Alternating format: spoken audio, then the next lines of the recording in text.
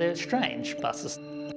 It's a lot of people packed into a space that don't want to associate with each other. They go into themselves. I understand why it happens, but I didn't want that feeling anymore of being isolated. I want that feeling of being connected. I did find that connection on the B10 bus.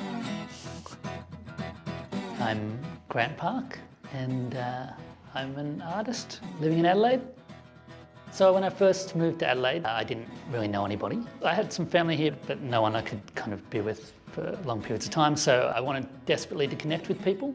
I was catching the bus a lot because I don't drive, and I kind of thought, well, here's an opportunity.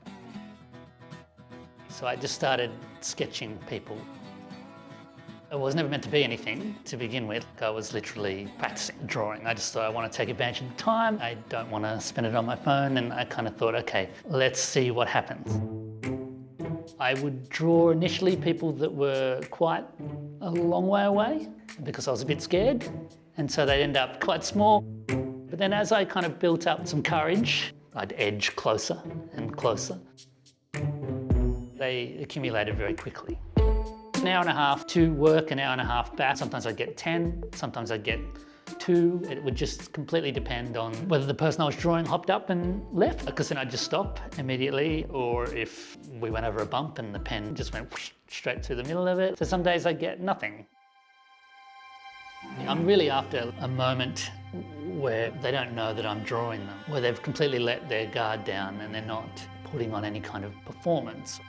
There's something very kind of human about that.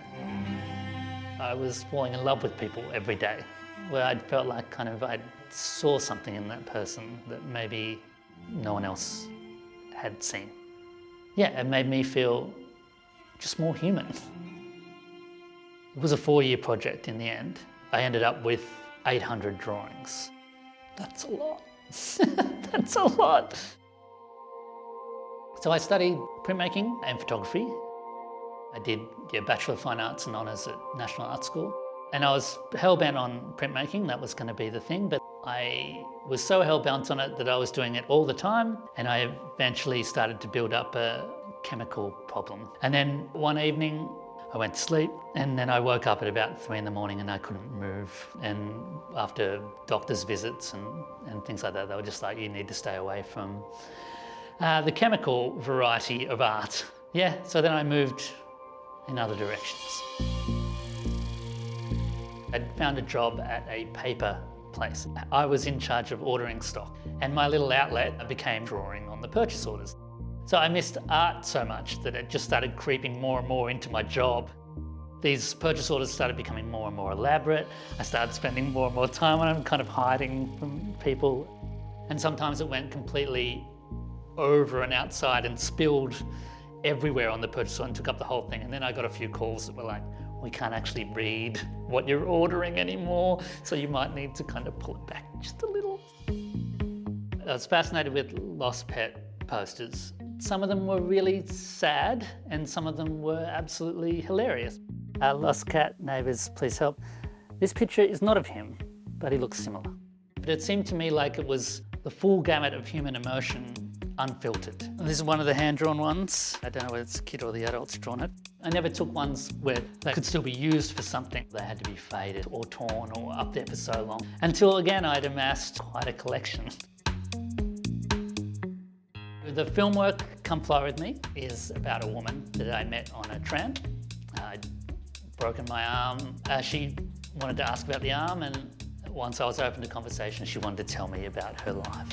And I have taken that conversation and animated the things that she'd said. I've taken some liberties. It was drawn on a mouse. It's over 3,000 drawings, and it was a nightmare. I've constantly made work since I was at art school, like constantly, to a point where I don't really have any life outside of that.